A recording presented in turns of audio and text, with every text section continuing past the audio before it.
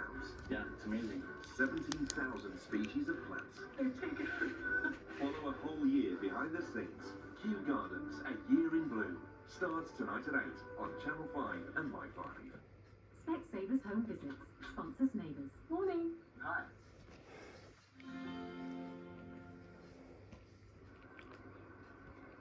Haven't you got all this in a file you're getting up? Call me old school. Should be enough there to get you started.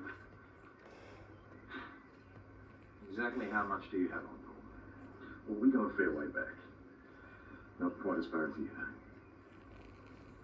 And this is everything I should be worried about. He's got 5 ex-wives, 4 of which are still alive, and I believe you dated the one that died, didn't you, Terry? Anyway, the statements, they're all with me. And Lynn Scully is a very fruity read. And she's happy to be called by phone if you want more detail. And full disclosure, Paul was once engaged to my daughter, but none of this is subjective research. He is all fact. What about his business dealings?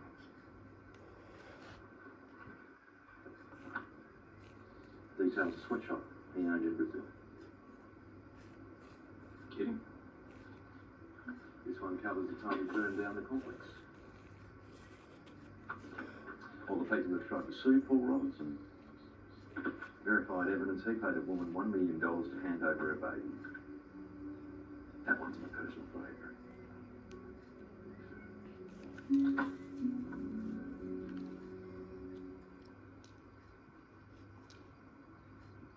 That smile means what I think it means. Oh, Mum. You and I together. I'm very, very, very happy for you. Oh, Mum. Oh, is it Clive or Harvey J? Oh, both. The more I delve into Clive's betrayal, the more confused I get. Sorry. Thanks for understanding, Toadie. I'll come in later to tidy up a few loose ends and clear out my stuff. I'd like to go and see if Aaron needs a hand with us.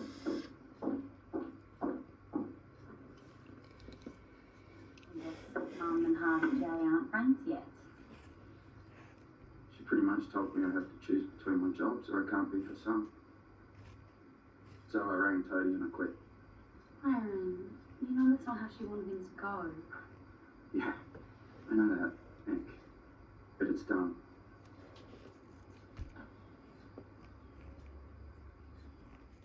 Oh, hey, Frey's had a brain break. Well, it was both of us, really. But we want to remake the history book. Oh, how? Well, we can put it out on Facebook. We'll call to anyone who's ever lived on Ramsay Street, get them to send photos, messages, everything. It's a great idea. Well done. Get on it. Okay. Talk to Holly? Yes, it's like Malcolm said. Initially, she found the idea of Mal and Izzy hard to take, but then when she saw them together, she believed they were genuine. And she confirmed she'd only come here if Mal and Izzy. Malcolm just can't see that Isabel's got some sort of agenda. Well, Holly did say that Izzy really helped Malcolm with the breakup. Bet she did. Sure, she had her flat on his back in no time. Oh, Susan. All right, I'm sorry. But come on, it's classic Isabel. It's like the time she wanted you to father another baby for her. She manages to spin everything, so I always end up bad cop. No. This is not just on you. Well, I don't want Isabel Hoyland living in the same town as us with our son. Even if that means that Holly has to stay where she is. Hey, just want to Claire.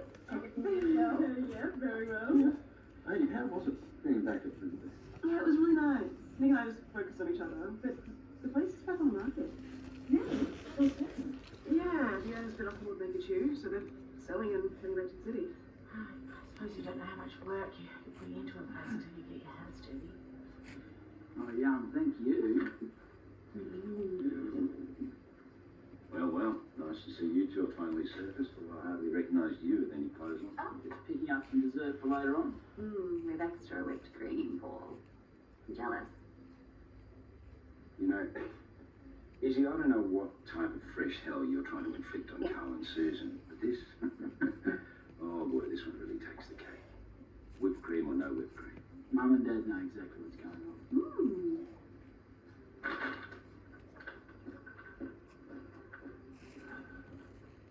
Carl. I just had the most interesting conversation with your future daughter-in-law. I thought you'd be the last person to stick the knife in, Paul. Don't you remember how you felt when you found out about Leo and Therese being together? Not exactly the same thing. Yeah, no, you're right. I'm sorry, mate. Oh, Carl, what are they doing? I want to move back here with Holt permanently. And you sure this is not just a being Izzy thing? Well, they seem genuine. No, it certainly seems to think it's real. It's taken me years for them. Susan and I to move past what I did, and every time we do, Izzy turns up with a new agenda. What if there is no agenda this time? You know, even if there is, you and I both know Izzy. Once she sets her mind to something, that's it. Nothing's going to stop her. Is this supposed to be a pep talk? My point is, maybe you should start focusing on the positives. You're going to have Mal and Holly back in your lives. You have to decide whether that's more important than wasting energy worrying about Izzy. Hmm?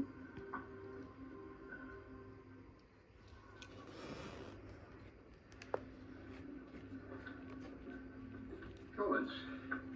Robinson. Drowning your sorrows after another failed lawsuit, isn't it? Well, celebrating.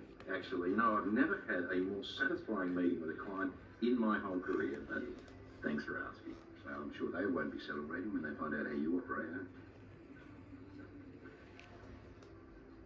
We should buy a bed. What? Well, not we, you. It's perfect, Trace. You finally get to set up a business. It's yours. Glenn, do you have any idea how much work I have to put into that place? You've never backed away from hard work. Plus, you said you were up for a new venture. Well, I am, but I mean, Well, think about it. A five-star eco resort in a tourist area. You can set it up how you want. Hire Chloe. and honestly, you. Well, that goes without saying. And Curie if she wants to. It's a great price, and it's going to go quick.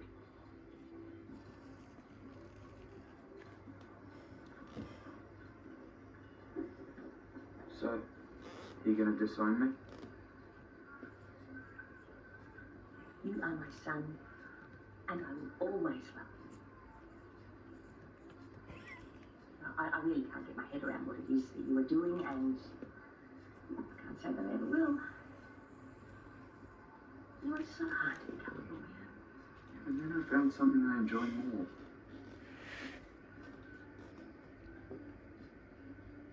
You want me to get rid of her? No, I can't do myself.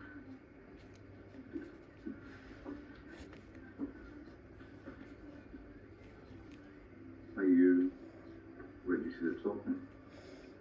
Please sit down.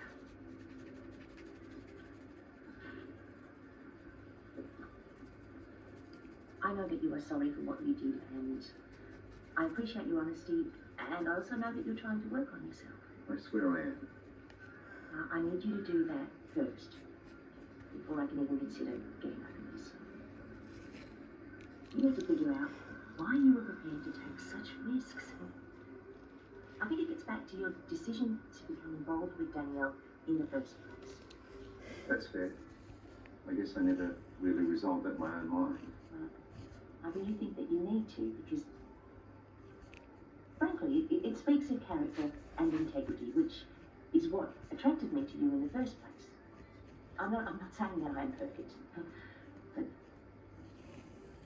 the trust between us has been broken, and unless we can get that back, there really is nothing but trust. Are you saying we're over?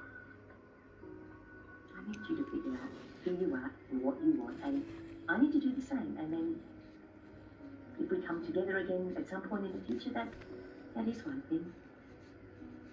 But for now, yes, we're over.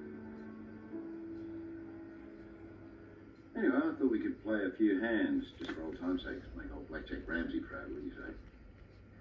History says you're going to be in for a world of pain, my friend. Something tells me history is going to be rewritten today, my friend. And what's the history? Oh, Jack Ramsey was Shane's great-grandfather. He knew my great-grandfather, Samuel, who was unfortunately a bit of a gambler. Jack was mayor of Arensborough, and they had a bet over a blackjack game. The winner got to name the street where Samuel lived after himself. So that's how Ramsey Street got its name, right? Exactly, except poor old Samuel didn't have a chance for the cheetah like Jack. Why don't you get me a drink, Loser Robinson? We'll see. Is that Jill Ramsey's kids? Yeah,